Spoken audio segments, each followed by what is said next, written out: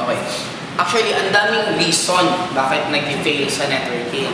Ang isa sa pinaka-common na nagiging failure, based on my personal experience, marami kasing tao na ayaw maturuan. Ang malaking factor nga na nag-quit sa networking, normally yung magagaling na salesman. Mga matatalino, kasi sobrang talino nila, sa sobrang gagaling nila, hindi na sila maturuan. Kaya lang, take note, ang networking is a different field. Parang ganito yan eh.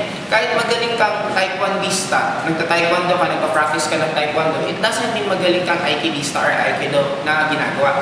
Pareho siya martial arts, pero take note, magkaiba pa rin yung pinapractice. Magkaiba yung ine-exercise na katawan, magkaiba pa rin.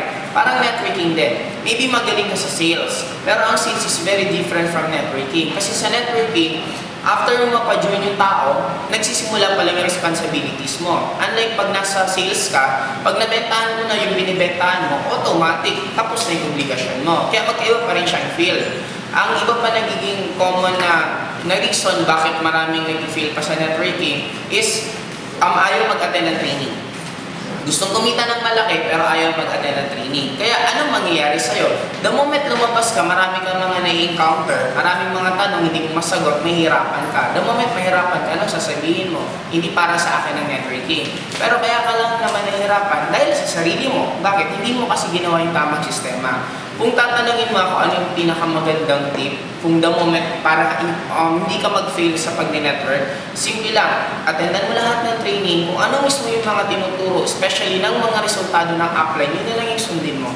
Kasi ang iba, sumusunod pa sa iba or gumagawa pa sila ng sariling way, hindi naman siya bad. Kaya lang, habang hindi yung dinadaanan yung tinatawag na learning period, pag hindi ka nag-sustain doon, ang tinitingnan mo lang lagi kasi kita, yung income agad ang tinitingnan mo, automatic, hindi ka talaga dito tatagal. Kasi kagaya sa akin, 1 year and 1 month ko on my first networking company, ang kinita ko lang is 20,000. Pero hindi ko tinignan yung 20,000 kinita ko eh. Ang tinignan ko, yung naging changes sa personality ko. Lumaki yung pangarap ko. Dati ang pangarap ko lang, ang bababa. Biglang lumaki ng sobra ng networking na ako. Yung control ko sa emotion ko, dati mainitin ang ulo ko, pero dahil sa mga training, humaba yung pasensya ko. Doon pa lang na-appreciate ko na malaki yung nagiging changes sa akin. Hanggang tumuloy-tuloy, the moment na bago ko yung personality ko, doon na ako sumunod-sunod na income, yun ang nangyari.